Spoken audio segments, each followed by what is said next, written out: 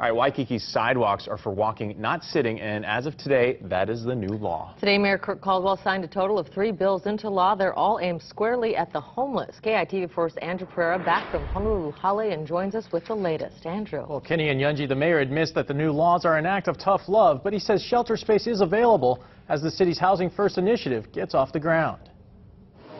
You can lay on your floaty or you can hang in your hammock, but starting today, don't sit or lie down on a city sidewalk in Waikiki. These bills are saying that, number one, our sidewalks in our great district of Waikiki are made to traverse on. The mayor signed 3 bills into law Tuesday, 2 of which are specific to Waikiki, bordered by the Alawai Canal and Kapahulu Avenue.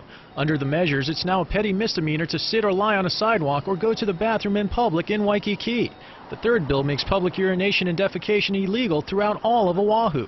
To critics calling the bills mean-spirited, supporters say this.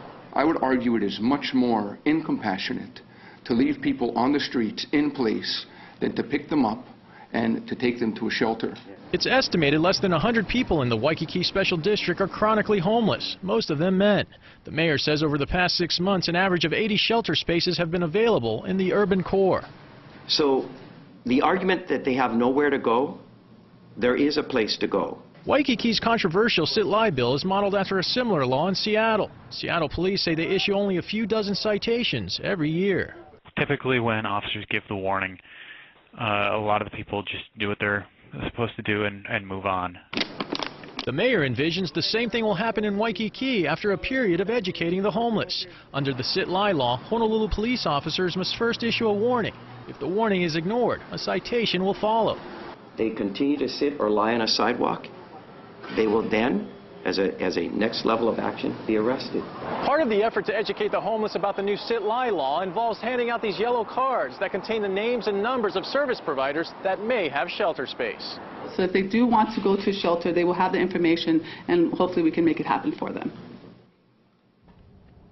The city has set aside $42 million for Housing First, but it'll take more time to get that program off the ground.